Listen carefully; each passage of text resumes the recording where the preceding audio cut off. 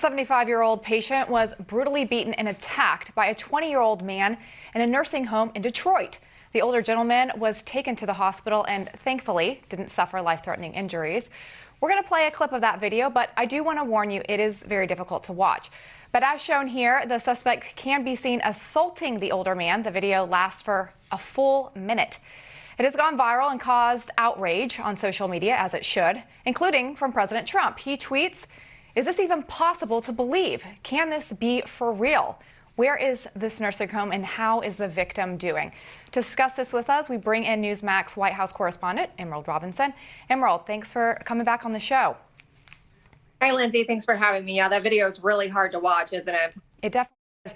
And I think, as we've talked about nursing homes being part of the epicenter for COVID-19, so many have died. And now this video of people questioning why this 20-year-old man was even there in the hospital. Some say he's maybe a volunteer. But some of the bigger questions, too, is while the governor of governor of Michigan hasn't spoken out about this that much, and it is getting attention on social media, but there hasn't been as much outrage from the nursing home itself and also from the governor. Is that interesting to you at all? I find it very odd. Now, what I also want to go back to is that I just read not long ago that they've now confirmed that this was a 20-year-old patient who was in there for short-term care. So the question is also, why was he even in there? But it also brings up a bigger question because we're in the middle of this coronavirus crisis. Michigan has been one of those states where they've instituted some of the most stringent lockdown measures. And a lot of people have pointed out, and former home care workers or long-term care workers saying that if visitation was being allowed at this time, that's probably something that would not have happened because somebody would have been there. Somebody would have been checking a little bit more. And it brings up more of what's going on in our nursing homes. Of course, we're very focused on them right now because they've been the hardest hit in the middle of this crisis. And the president speaking out about it will probably have a bigger effect. We still are relatively new to this, what happened here, and a lot of people are just now finding out about it. But I'm surprised that Gretchen Whitmer hasn't had a little more to say because this falls a lot on her. Yeah, and it is troubling. I mean, the whole thing goes on a minute. It's unbelievably disturbing, and I'm concerned that enough people who are in elected positions aren't speaking out on this. But I know that you actually spoke about nursing homes and what's being done to take care of folks with Secretary Wilkie of the Veterans Administration. What are they doing to take care of our veterans that are in senior centers?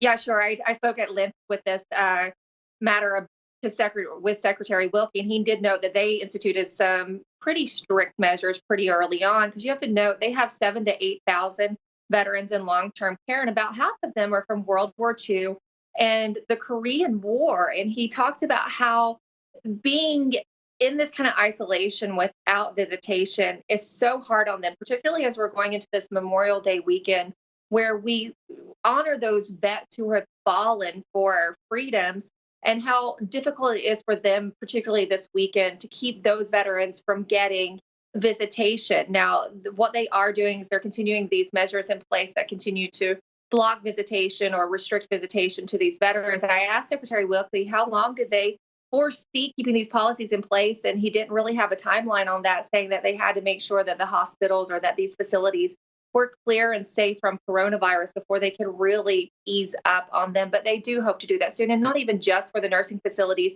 but to allow veterans to get that face-to-face care because veterans have other contributing factors that maybe the general population doesn't have to deal with. So that face-to-face personal care they feel is even more important. Yeah, and I think it's really important that we are shedding light on nursing homes at this time, and look forward to hearing more on that interview you did with Secretary Wilkie. But I also want to show you a recent poll that was taken as we enter into Memorial Day weekend. A lot of surprising stuff. It was conducted by Harris and the University of Phoenix. It shows not everyone is really aware of what we are celebrating this Memorial Day. It said 43% of people surveyed knew Memorial Day was a holiday honoring those who died for our service, but that's only a small number. So 28% confused Memorial Day with Veterans Day, but then the survey broke it into age groups and showed 46% of people ages 18 to 34 identified the correct meaning of Memorial Day versus 65% of those 65 and older who were able to identify the correct meaning. So I think it's really interesting when you look at that age gap of the older generation understands that we're really celebrating those who have fallen and who have gone before us and paid the ultimate sacrifice for our freedoms, opposed to Veterans Day when we're celebrating those who are still serving or who have served, who are still with us. And so some interesting facts. I know you're a veteran, Sean. Does that surprise you at all? A little, and I think, one of the things that has to be done more is we need to talk about this with younger folks. I know, Emerald, the White House tries to do a lot of stuff. What are they doing to commemorate Memorial Day this weekend? Well, the president and the first lady are headed to Fort McHenry up in Baltimore, and they, several of the representatives from the administration are going to different places in order to kind of try to do something to celebrate despite the lockdowns or despite the social distancing measures. And, usually the Boy Scouts are very involved with this.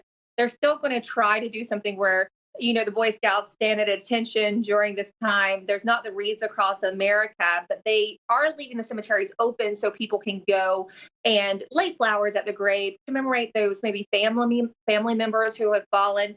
And I know you said you're sort of surprised. I'm not that surprised by it, John, because I grew up in that generation where at first we were saying the Pledge of Allegiance in school.